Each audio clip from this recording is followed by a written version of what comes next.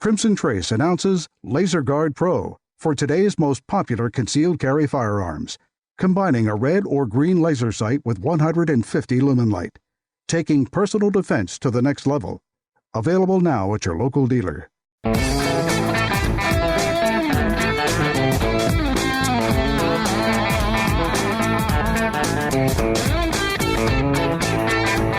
The #1 national voice in defense of your Second Amendment rights. Gun Talk, available on iTunes and on the free GunDealio smartphone app for Android and iPhone. To be on the air with Tom, call us now, 866-825-5486 or 1-TOM-TALK-GUN. Now, here's Tom.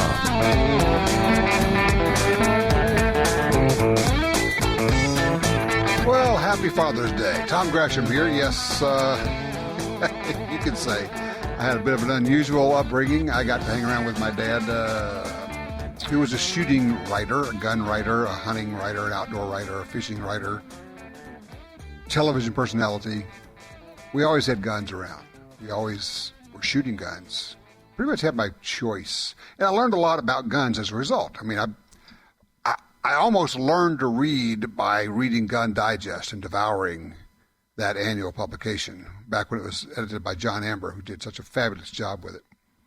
So just a lot of memories. Of course, we all have memories of our fathers, most of them good, I hope. So if you have stories about your dad taking you shooting or hunting, it's a good time to share. Give us a holler, 866-TALK-GUN, or dial Tom Talk Gun. That'll get you in here. I got an email a couple of weeks ago from a gentleman. He said he'd been invited to go to a meeting at the newspaper editorial board and wanted to know what he should talk about when it came to guns. So he's been to the meeting, so let's bring him in. Tom Carr joins us right now. Tom, thank you for joining us. Well, thanks, Tom. Thanks for having me. So tell people where you went, what newspaper, tell them what the newspaper is and how this all came about. Certainly. This is the Nashville Tennessean. The Nashville Tennessean is the major newspaper in Nashville, Tennessee, and really for a good bit of the Middle Tennessee area as well. And they started about a month or two ago a diversity and inclusion task force. And they meet quarterly, and they call it a quarterly community conversation. And it originally started with Muslim Americans that happened to be living in Tennessee. Then I think they went to and talked with African Americans as well. And so the managing editor decided to this time talk about the Second Amendment. And he put out the call for people to volunteer to come in and talk. And so I sent in my bona fides, and he said, okay, come on in. And so we met earlier last week, and I think it was pretty productive. There were about 17 of us there. We met at the Tennessean in their conference room, and I would say on the outset, I wish it had been a little more diverse of a group. There weren't any women there. It was mostly old white guys, to coin the phrase, and weren't anybody from the African-American or Kurdish communities, where we do have a lot of crime and concerns about that. But it's what we had, so we went with it. The NRA lobbyist was there. I thought that was interesting, as was the lady from I guess it's the Moms Against Guns. I don't know what that group is, but it's the Moms Demand Action. Okay. Yeah. So she was there. So what they did, the way they did this was they had a couple of questions for us to ask. They sat us at tables with journalists that work at the Tennessean. And so there were 2 or 3 gun owners and at least 2 journalists. And at my table, we had myself, I'm a retired Army military guy, and a retired cop was there, and I think a truck driver. And so we kind of went through the questions, and we talked about things like, why do you own a gun? What is your perception of how the media covers the Second Amendment? How would you like the media to cover the Second Amendment? And after this meeting, and I'll go into that a little bit, but I don't know if you noticed on my last email to you, we had a little event happen here in Tennessee that probably people are hearing about in the national news near Murfreesboro, where 2 real bad guys were apprehended by or stopped by an unarmed citizen, but that comes later, and that sort of came right after this meeting, and so I think it struck a chord with the paper. So they published a couple of articles today and actually yesterday discussing this issue. But oh, really? And because here's kind of where it went down. We these journalists that we had at our table, and the way I would describe them, Tom, is they were kind of academic. They didn't own guns. They had never even handled guns. They said, look, we rely on the police to protect us. And I said, okay, that's fine. Okay. We were very respectful to them. And so we went around the table and talked about why we owned a gun. And when it got to me, I said, well, there's two things. I said, first of all, I want to take responsibility for protecting myself, because here's the thing. And I looked over at the retired Metro cop. I said, the police probably aren't going to be there when you need them. And he shook his head like, yeah, we probably won't be there. Not that we don't want to be, but we probably won't be able to get there. And they kind of looked stunned at me. They just sort of looked at me kind of funny. And I said, so, really? They didn't really consider that in their process. What I really brought from this meeting was, and I use the word properly, not they were ignorant. They were smart people, very smart, but they were kind of ignorant about. No, they weren't informed. They were not informed. And so we began to talk some more. And, one said, well, I have children at home and I'm afraid about that. And I said, well, there's ways to properly deal with that. I said, you absolutely need training. There's safe ways to store guns. We sort of went over those issues with them. And it was good because they would repeat back to us, what they thought the issues were. And we went through and we talked about statistics, and we said, now the reason it's very important to use statistics properly is because if you're looking for a policy answer, then you need to use the right statistics. So if you are worried about suicides, magazine capacity is probably not going to help that. That's not going to address that problem. And they're kind of like, oh yeah, and I said, so when we throw around 30,000 deaths a year by guns, that really doesn't tell us much. And we all gave them our cards, and we said, hey, the next time you're about to write an article about a gun, why don't you give us a call? And then we also told them, we said, these other groups, they call themselves gun safety groups. They're not. They're anti-gun groups. They don't believe that civilians should own guns. They don't say that. I know that, but that's really what they believe. I said the only gun safety group in the country is the NRA, and so they're concerned with safety. They teach safety. Guns. These other groups are gun control groups, and I said, so if you quote them, you need to be fair, and you might need to quote an opposing viewpoint because obviously we don't agree with a lot of their points.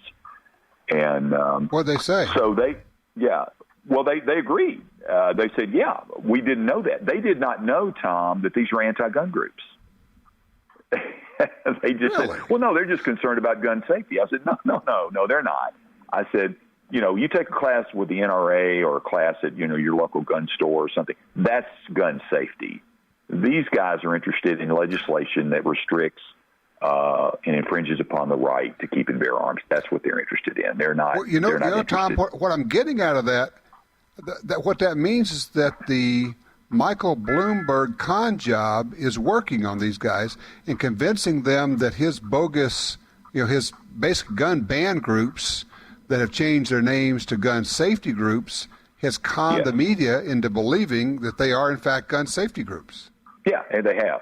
Absolutely, they have, and we discussed that a little bit, and then we got back together as a big group, and we started talking, and there were a lot of different issues, and you don't have time for us to go over all of them, but we kind of said, look, what we find is important is responsible gun ownership.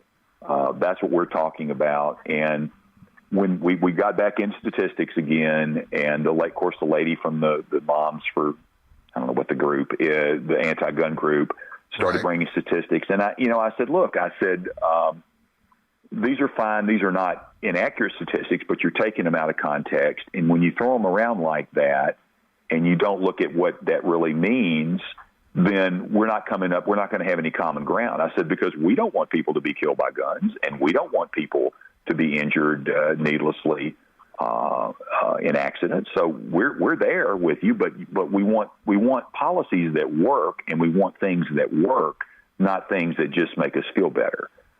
So, and I wasn't sure where, right, Tom, it would go ahead. I'm sorry. I got about a minute left here, and what I'd like to do is, okay, you obviously have schooled them, but what did you learn out of this in spending some time with journalists? I think they're genuinely good people. I don't think they're social justice warriors. I think they're good people. I think they are truly not informed. I think when you approach them with a calm demeanor and with facts and with not a lot of silly cliches, they will listen. And I think based on the fact that they published 2 articles after the capture of those 2 bad guys that got out of Georgia, that escaped from Georgia, and I don't know if you followed that in the news, but well, it was a big deal up here, and so they sort of said, oh, well, maybe there's something to this, and so hopefully it's the beginning of a dialogue that will continue with them, and we can plant some good seeds. Good deal. Tom, you did good work there. I really appreciate you being willing to saddle up and do that. That's just great. Thank you so much for doing it. Thank you for the range report on that meeting. Very cool. Thank you, sir. Yeah, for those who don't know, I'm sure you caught it. You bet. The story is of the 2 Georgia fugitives, murderers, who, Putnam County Sheriff Howard Sills described them as, quote, dangerous beyond description. And when they were captured, some of the news reports said police captured 2 fugitives. Well, it turned out it wasn't the police that captured them at all. It was 2 armed homeowners that used their guns to hold these guys. Didn't kill them, to hold them until the police got there. Once again, good guys with guns stopping the bad guys with guns. 866-TALK-GUN, looking for your range reports and your stories about maybe your first shooting or hunting outing with your dad here on Father's Day. 866-TALK-GUN.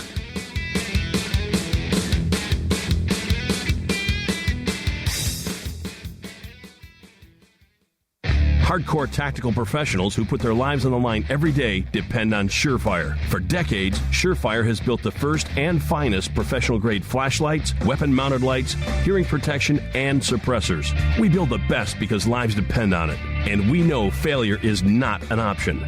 We design, engineer, and manufacture Surefire products right here in the U.S. For you, for your loved ones, Surefire. American built, American strong. Surefire.com. The battlefield, where tyranny is laid to rest, where freedom comes of age, and where legends are conceived. Introducing the FN 509 handgun, a direct result of over 1 million rounds of testing. Descended from over 125 years of the world's most battle-proven firearms on battlefields both foreign and domestic. The FN 509, a legend in the making. Learn more at fnamerica.com. You got your carry permit, and that's good. But you know you could use more training. Get the DVDs, which have what you need. Springfield Armory presents Concealed Carry 1 and Concealed Carry 2 with Bata Group. Learn specific concealed carry skills from Top Gun fighting trainers. Get trained. Be prepared. This really is life and death. ShopGunTalk.com. That's ShopGunTalk.com. Responsible owners control access to their firearms, even when they may need them in a hurry. Liberty Safe, the nation's leader in gun safes, offers 6 models of handgun vaults. Strong, simple to use, open with a key or fingerprint. Put your handgun in the compact vault, lock it away until you need it. Then it's in your hand almost instantly. Pick the Liberty Safe handgun vault that's right for you. LibertySafeHD.com.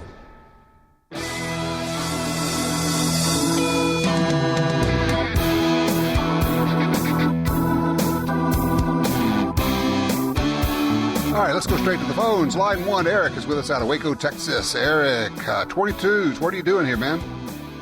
Well, I'm trying to figure out a good 22 round for my Ruger 1022.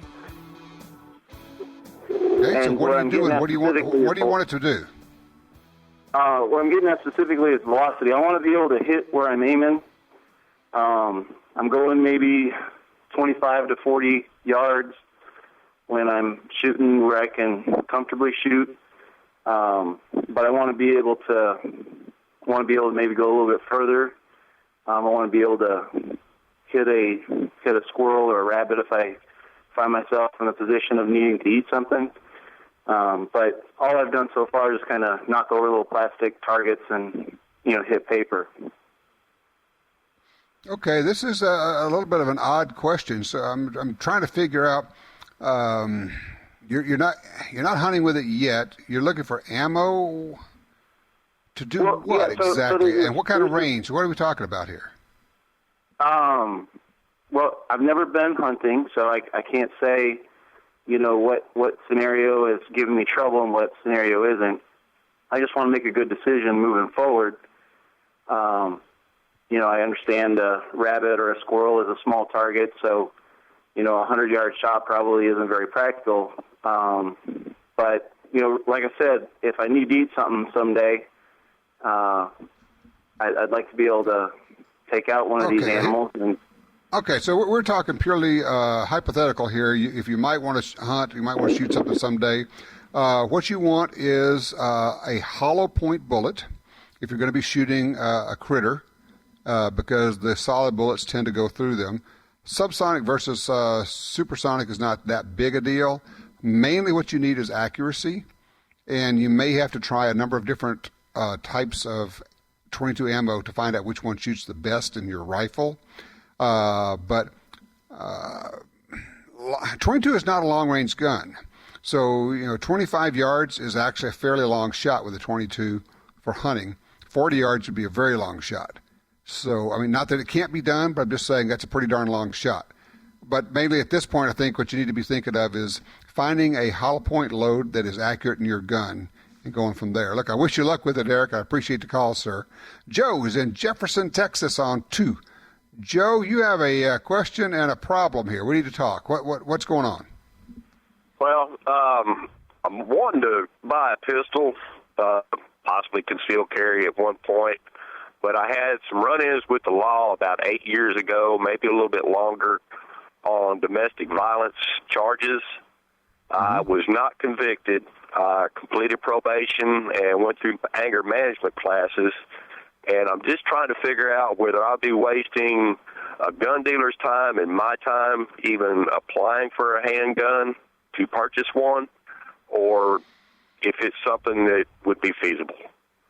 All right. Explain to me, you see, we're not convicted, but you served probation. How do you serve because probation is what you do when you either pleaded guilty to something or is convicted of something, right?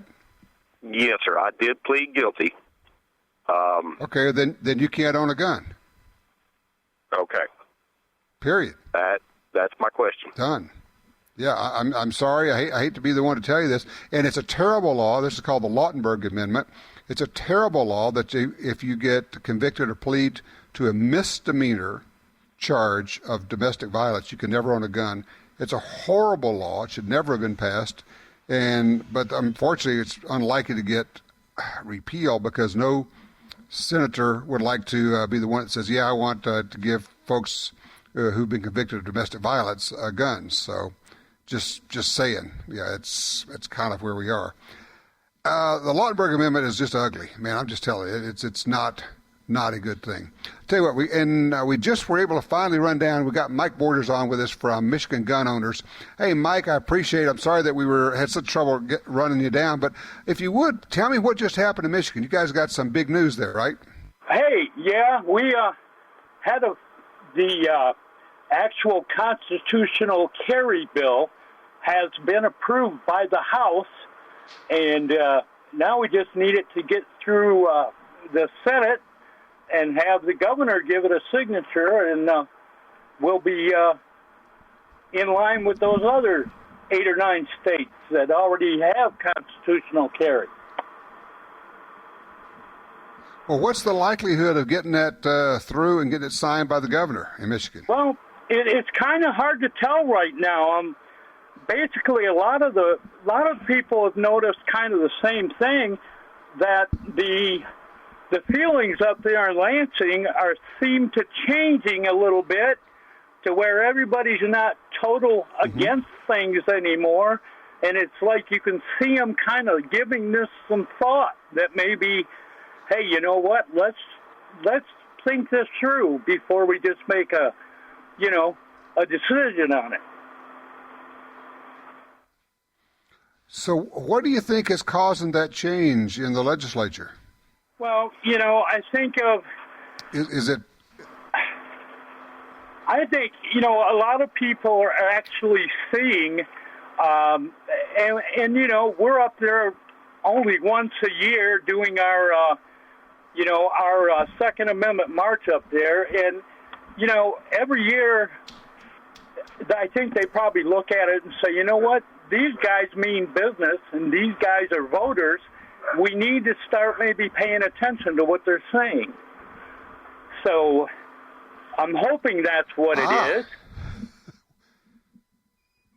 What a concept. Pardon me? Listening to the voters. Yeah. That's a great concept. Maybe the elected people will listen to voters. Yeah, you never know.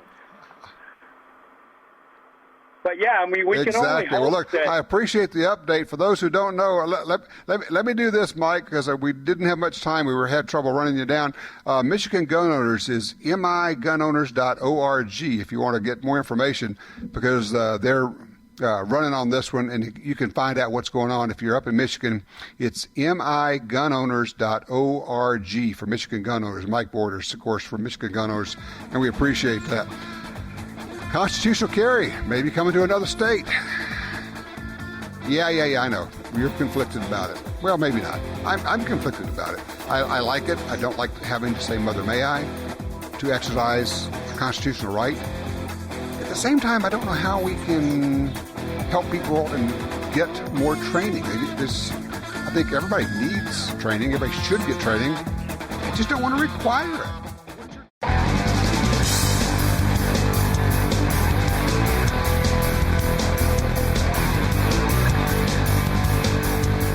Sign up for our Gun Talk newsletter and join the Truth Squad at www.guntalk.com. Now, back to Gun Talk with Washington Times opinion page regular contributor Tom Gresham.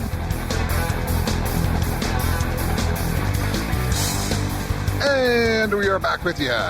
Tom Gresham. Just give me a call. Tom Talk Gun. That's all you have to do is just dial me. Tom Talk Gun. Talking about, maybe first experience with your dad going out and shooting, hunting, or first experience with a gun. I guess we'd love to share that on Father's Day. Going to the phones now. Line 2, Mike is with us out of Rudy, Texas. Mike, what'd you see on the news today? Well, normally I don't watch a lot of Fox News on Sunday mornings. I was waiting for a guy to bring a trailer out, and I caught just a few minutes of program. I think Maria Bartiromo was the host. And she had some guy on there, and I don't know, I didn't recognize him. I don't know if he was a congressman or a senator. They were talking about the police shooting the baseball field and all that.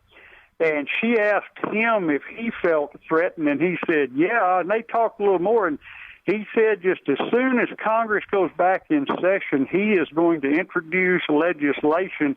If I heard this right in kind of a quickie mode here, it sounded like he said he was going to introduce legislation to make it legal for members of Congress to carry in the most gun-unfriendly city in the country. And I was just wondering if you heard anything that sounds a little one-sided and short-sighted for the rest of the people who live in D.C. and the people who elected him. Have you heard anything about that?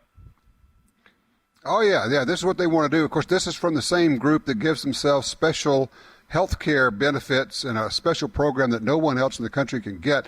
They're not on our Social Security system, and they're not on our health care system.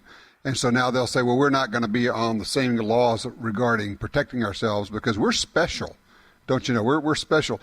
I would oppose that. And the problem is you can't tell them don't vote for that because they're voting for themselves. It's like when they give themselves a pay raise. But I think it's unconscionable and it is tone deaf for them to say we're going to give ourselves the ability to protect ourselves, but all you other people in D.C. and you people who come to visit in D.C., no, you can't protect yourself. You just have to be vulnerable. Sorry, sucks to be you. So, I mean, I think, Mike, you and I probably have the same feeling on that. Look, I appreciate the call. And, yeah, I think that's what they're going to be doing. I don't know if it's going to pass, but I think they're definitely going to bring it up.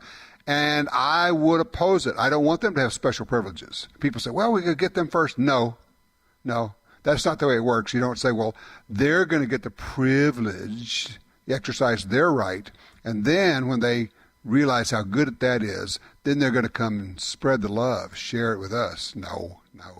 It's not what they do. They're going to get it, and then they're going to forget about the rest of us. Tell them, look, you know what?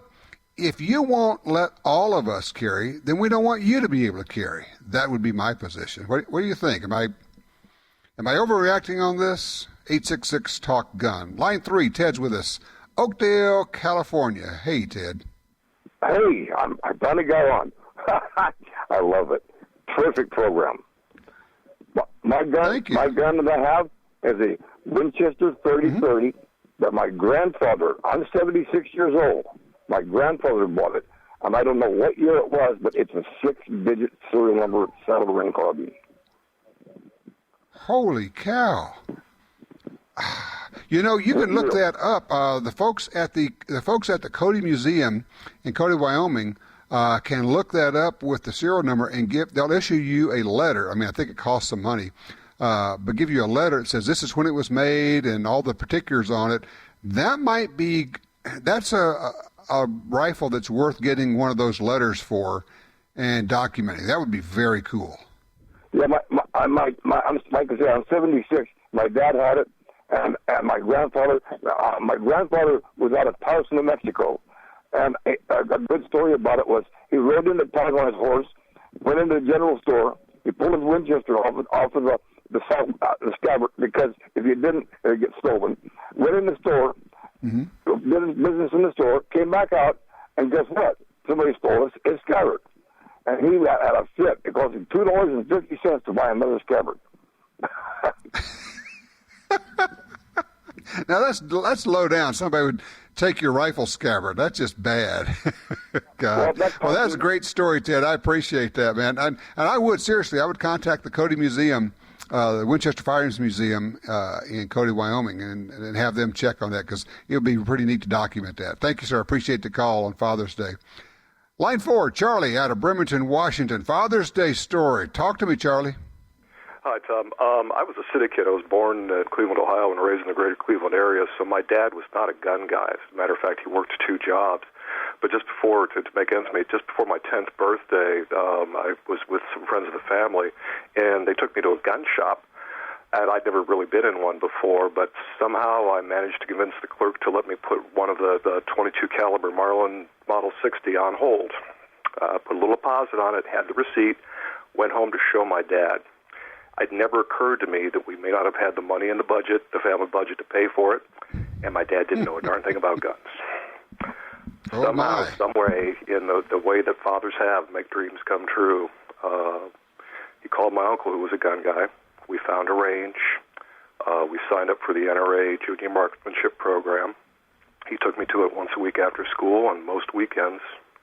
We went out to a piece of land that the state owned somewhere out in Timbuktu, and I was able to practice my little 22. And he's been gone for 23 years now. But somehow, and I've been a gun guy ever since then, but somehow my dad, who knew nothing about guns, made sure his son did, because I wanted to. That is a great story. Thank you for sharing that with us on Father's Day. Very cool. Hold on to that memory and share that memory with the other members of your family.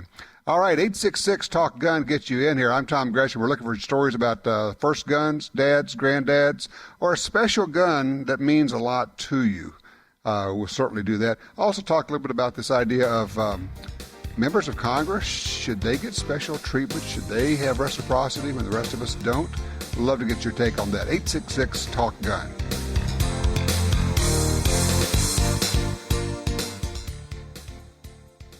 In the war on terror, fighting crime in the streets, in competition and homes around the world, one name in firearms stands out: Sig Sauer.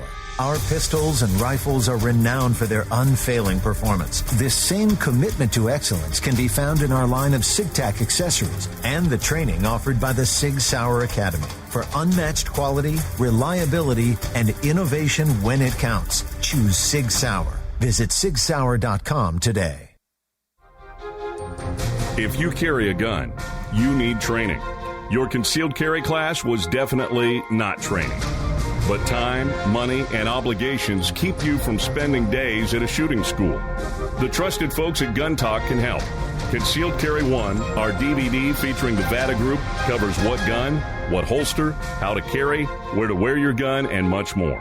Visit shopguntalk.com. That's shopguntalk.com. Look, this really is life and death. Learn how to stay aware, how to get away, and how to fight if you must. At shopguntalk.com, you can get the 2 DVD set, including Fighting with the 1911 with Tiger McKee. No matter what gun you carry, this vital training info can save your life. Learn the draw, the stance, reloading, vital gear from Gun Talk. That's shopguntalk.com. shopguntalk.com.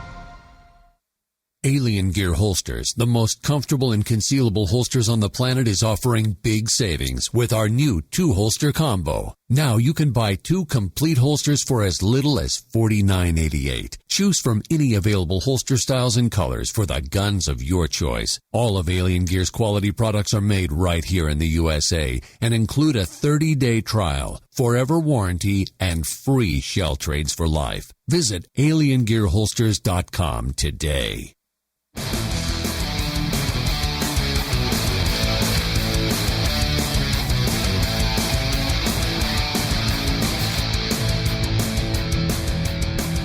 All right, 866-TALK-GUN gets you in, or just dial Tom Talk Gun. Just thinking about stories of granddads and dads and Father's Day, and as you might imagine, I have so many stories of hunting with Dad and guns with Dad and the cool stuff that we got to do and that I learned and people I got to hang out with. Just some really fun stuff, I got to tell you.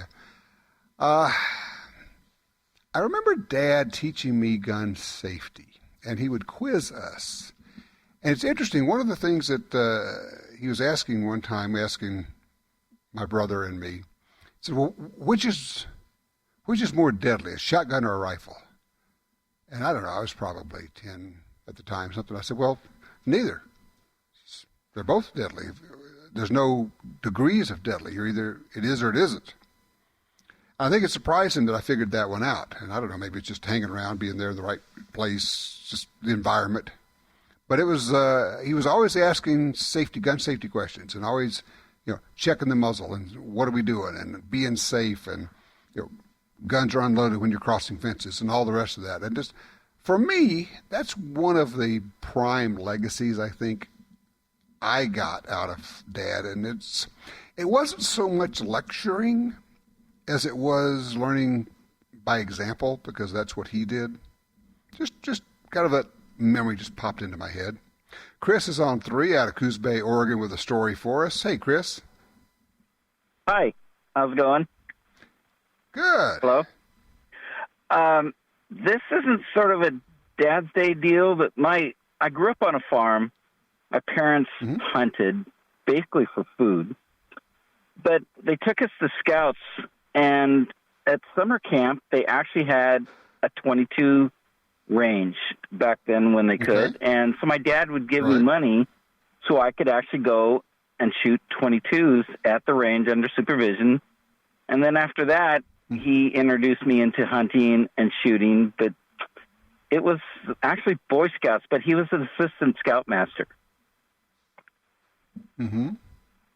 So my parents are long gone, but how do you say thanks to your dad when they're not there anymore? Actually, it's an interesting question. There's 2 or 3 ways, actually. Living a good life, maybe passing it along, finding a way to do the same thing for somebody else.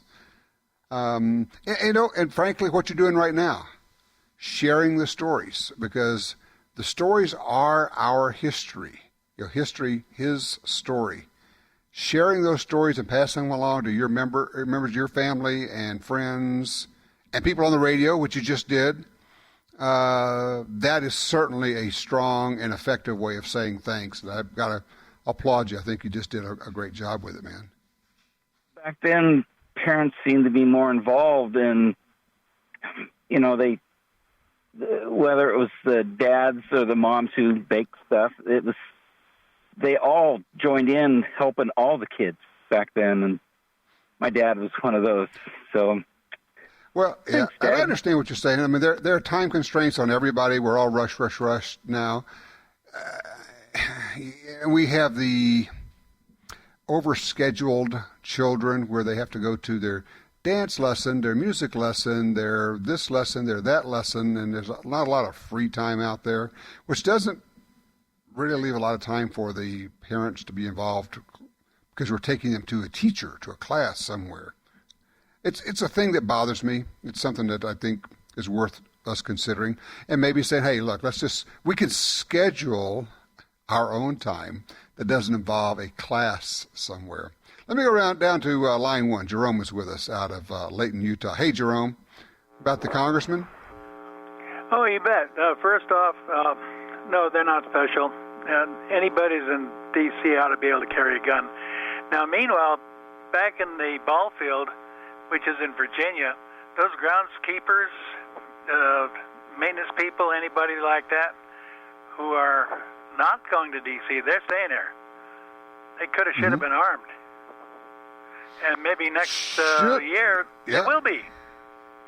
Yeah, that's a good point. Maybe they will be. I don't know if their employment, if they're working for the city, if there's some kind of a rule or reg there.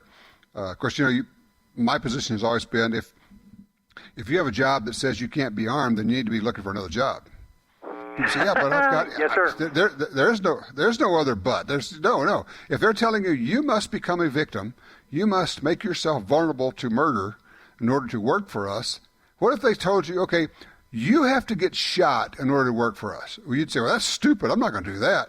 But they said, okay, but you have to make yourself vulnerable to being shot or mugged or raped in order to work for us. That's stupid too. Why would anybody work for a company that's that evil, that inconsiderate, that callous to put employees in that kind of a situation?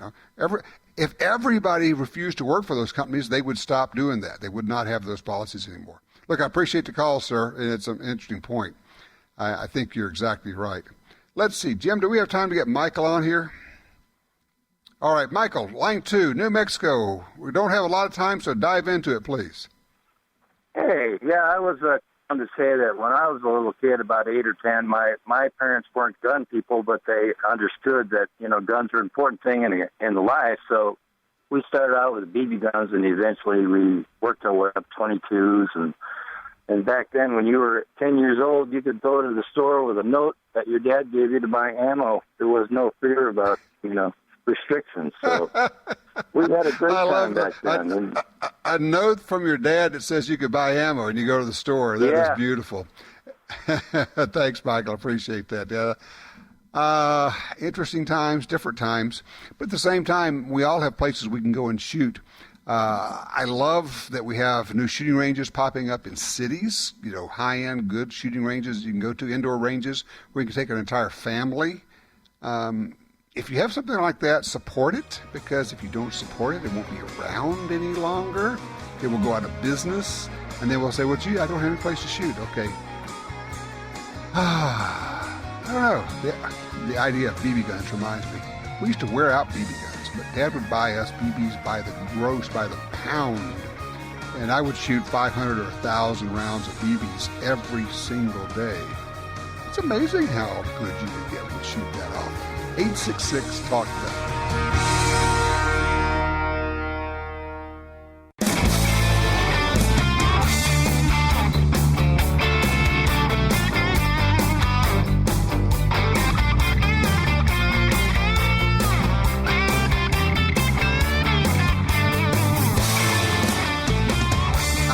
I just got an email, or somebody called in, and didn't want to be on the air, but he said, hey, that's this thing with the congressman. They're actually just talking about establishing reciprocity in D.C. for everybody. No, that's not what's being proposed. What they're proposing is that the congressman can use reciprocity so that if they have a carry permit in their state, they can carry in D.C. But I have yet to hear any of them advocate saying, well, we should just enact reciprocity for everybody in D.C. Well, what we need is for them to pass the National Reciprocity Bill and get it signed into law and make sure that it specifically includes Washington, D.C. I remember that Congress can actually pass laws for D.C. That would be kind of interesting if they just said, okay, D.C. will honor all carry permits, period. Well, that would cause a lot of people consternation, including the D.C. police, which has always been hugely, hugely anti-gun. Unless, of course, you're connected and important and powerful and can do them some good.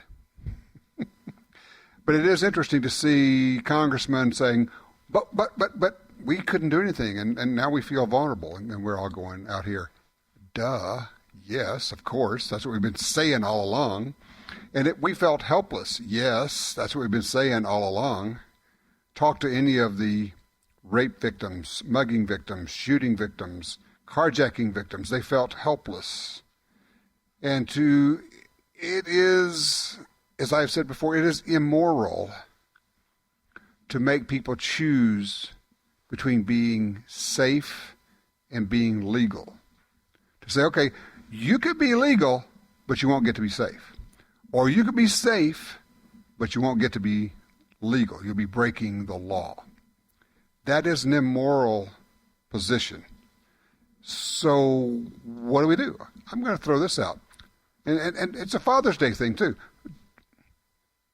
For your father, for your family, for the people in your family, let's push hard to get national reciprocity in so that wherever you go, your carry permit is good. In fact,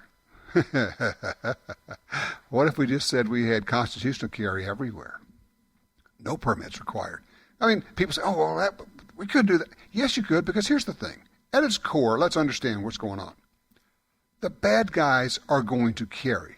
The bad guys are carrying. They break the law. So if you say, well, you're going to have a permit, they're not going to get a permit.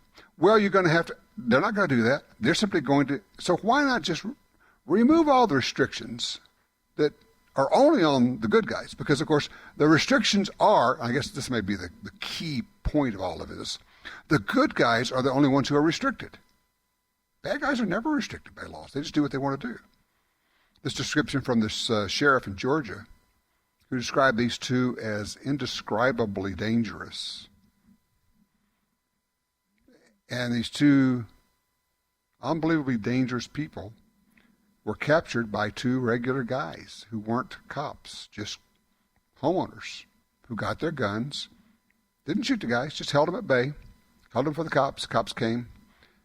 It saddens me that some of the media still reported it as police captured these guys when they didn't. It was the good guys again, regular people.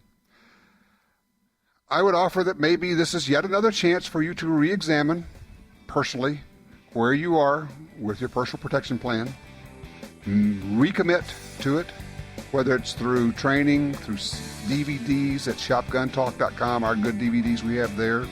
Get GunDealio, you'll be able to get good deals on those, make it a little bit cheaper, more affordable for you. And simply just making it a pledge that you're going to take care of your family. Remember your father. And if you are a father, turn around and pass that along to the members of your family. Oh, by the way, call us now if you want to be on the after show. We're out of here.